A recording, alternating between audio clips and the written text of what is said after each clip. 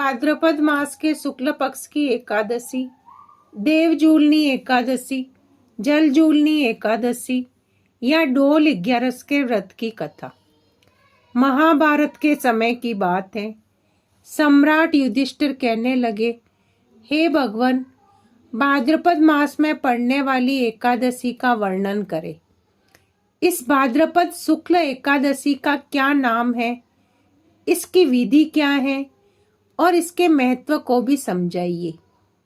तब भगवान श्री कृष्ण ने कहा, पापों से मुक्त करने वाली और मोक्ष को प्रदान करने वाली इस कथा को मैं तुमसे विस्तार पूर्वक कहूंगा, इसे तुम ध्यान पूर्वक सुनना। भगवान श्री कृष्ण युधिष्ठिर को संबोधित कर कहने लगे कि हे सम्राट, आज मैं आपको समस्त पापों को नष्ट करने वाली कथा सुनाने जा रहा हूं। त्रेता युग में बलि नामक एक दैत्य था। वह मेरा परम भक्त था। विविध प्रकार के वेद सूक्तों से मेरा पूजन किया करता था और नित्य ही रोजाना ही ब्राह्मणों का पूजन और यज्ञ का आयोजन करता था। लेकिन इंद्र से द्वेष के कारण उसने इंद्रलोक और सभी देवताओं को जीत लिया था। इस कारण सभी देवता एकत्रित होकर सोच विचार कर भगवान के पास गए। बृहस्पति सहित इंद्रादिक देवता प्रभु के निकट जाकर और नतमस्तक होकर वेद मंत्रों द्वारा भगवान का पूजन और स्तुति करने लगे।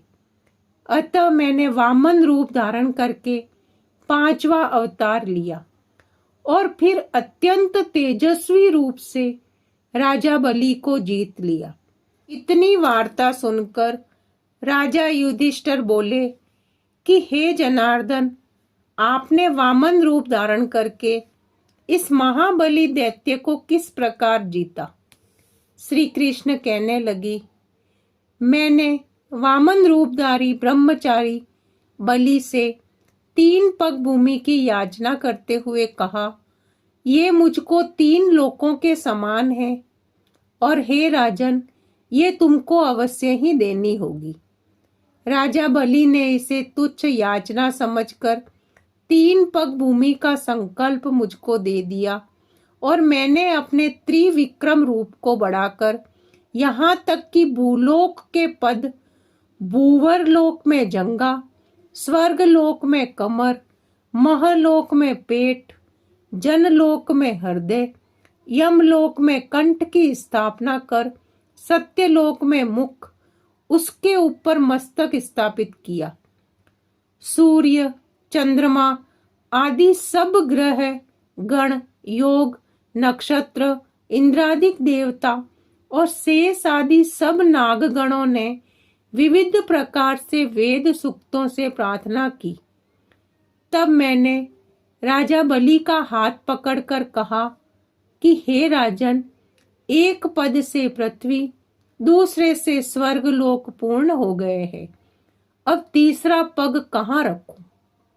तब बलि ने अपना सिर झुका लिया और मैंने अपना पैर उसके मस्तक पर रख दिया, जिससे मेरा वह भक्त पाताल को चला गया।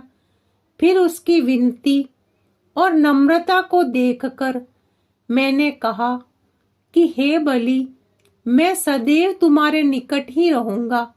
विरोचन पुत्र बलि से कहने पर भाद्रपद शुक्ला एक पक्ष की एकादशी के दिन बलि के आश्रम पर मेरी मूर्ति स्थापित हुई। इसी प्रकार दूसरी क्षीर सागर में शेषनाग पष्ट पर हुई। हे राजन, इस एकादशी को भगवान शयन करते हुए करवट लेते हैं, इसलिए इसे परिवर्तनी एकादशी भी कहते हैं। भगवान शयन करते हुए करवट लेते हैं, इसलिए तीनों लोकों के स्वामी भगवान विष्णु का इस दिन पूजन करना चाहिए।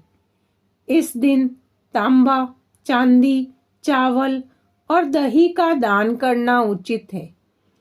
रात्रि को जागरण अवश्य करना चाहिए।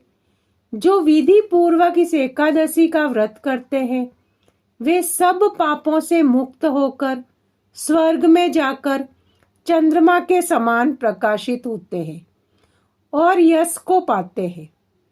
जो इस पाप नाशक कथा को पढ़ते हैं, सुनते हैं, उनको 1000 अश्वमेध यज्ञ का फल प्राप्त होने के साथ ही वैकुंठ की प्राप्ति होती है। दूसरी कथा। पुराने समय की बात है। एक राजा एक राज्य पर शासन करता था। उस राजा के राज्य में सभी प्रजा सुखी थी। उसके राज्य में एकादशी के दिन कोई भी अन्न नहीं बेचता था। सभी फलाहार करते थे। एक बार भगवान ने राजा की परीक्षा लेनी चाहिए। भगवान ने एक सुंदरी का रूप धारण किया और सड़क पर बैठ गए। तभी राजा उधर से निकला और सुंदरी को देखकर चकित रह गया। उसने पूछा, हे सुंदरी, तुम कौन हो और इस तरह यहाँ क्यों बैठी हो? तब सुंदर स्त्री बने भगवान बोले, मैं निराश्रिता हूँ। नगर में मेरा कोई जाना पहचाना नहीं है। किससे सहायता मांगू? राजा उसके रूप पर मोहित हो गया था। वह बोला, तुम मेरे महल में चलकर मेरी रानी बनकर रहो। सुंदरी बोली, मैं तुम्हारी बात नहीं मानूंगी, लेकिन तुम्हें राज्य का अधिकार मुझे सौंपना होगा। राज्य पर पूर्ण अधिकार होगा। मैं जो भी बनाऊंगी तुम्हें खाना होगा। राजा उसके रूप पर मोहित था। अंततः उसने उसकी सभी शर्तें स्वीकार कर ली। अगले दिन एकादशी थी। भाद्रपद शुक्ल पक्ष की देवजूलनी एकादशी थी। रानी ने हुक्म दिया कि बाजारों में अन्य दिनों की तरह ही अन्न बेचा जाए। उसने घर में मांस मछली भी पकवाए और परोसकर राजा को खाने को कहा। यह सब देखकर राजा बोले, रानी, आज एकादशी है, मैं तो फलाहार ही करूंगा। तब रानी ने शर्त की याद दिलवाई और बोली, या तो खाना खाओ, नहीं तो मैं बड़े राजकुमार का सिर काट लूंगी। राजा ने अपनी स्थिति बड़ी रानी से कही तो वह बोली, महाराज, धर्म मत छोड़ना। बड़े राजकुमार का सिर दे दो। पुत्र तो फिर मिल जाएगा, लेकिन धर्म नहीं मिलेगा। इस दौरान बड़ा राजकुमार खेलकर आ गया। माँ की आंखों में आंसू देखकर वह रोने का कारण पूछने लगा, तो माँ ने उसे सारी वस्तु स्थिति बता दी। तब वह बोला, मैं सिर देने को तैयार हूँ। पिताजी के धर्म की रक्षा जरूर होगी। राजा दुखी मन से राजकुमार का सिर देने को तैयार हुआ तो रानी के रूप में भगवान श्री विष्णु जी प्रकट होकर सच्ची बात बताई। राजन, तुम इस कठिन परीक्षा में पास हुए हो। भगवान ने प्रसन्न मन से उससे वर मांगने को कहा तो राजा बोला, आपका दिया हुआ सब कुछ है, हमारा उद्धार करे। उसी समय वहां एक विमान उतरा। राजा अपना रानी और पुत्र को सौंप दिया और विमान में बैठकर परम धाम को चले गए। जैसे राजा परम धाम को गए, वैसे सभी को परम धाम ले जाए। एकादशी, देवजूलनी एकादशी का व्रत करने वाले, कथा सुनने वाले सभी को परम धाम की प्राप्ति हो। तीसरी कथा। एक बार सूर्य वंश में मंदाता नामक एक चक्रवर्ती राजा हुए। उनके राज्य में प्रजा बहुत प्रसन्न थी। राज्य में रहने वाले सभी तन मन धन से सुखी थे, पर समय का चक्र ऐसा फिरा कि एक बार इस राज्य में अकाल पड़ गया और लगातार 3 वर्ष तक वर्षा नहीं हुई। इससे राज्य में अन्न और पीने के पानी की अत्यंत कमी हो गई। प्रजा व्याकुल हो उठी और राजा ने इस दुखद समय को दूर करने के लिए भगवान विष्णु की शरण ली।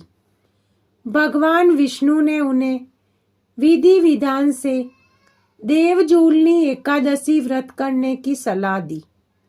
राजा मंदाता ने इस व्रत को नियम पूर्वक किया और कुछ दिनों में ही व्रत के प्रभाव से राज्य में बहुत अच्छी वर्षा हुई।